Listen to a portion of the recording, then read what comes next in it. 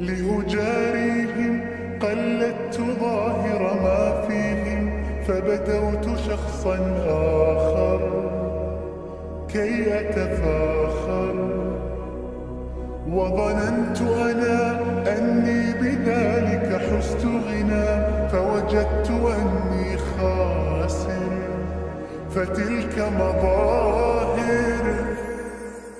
لا نحتاج المال كي نزداد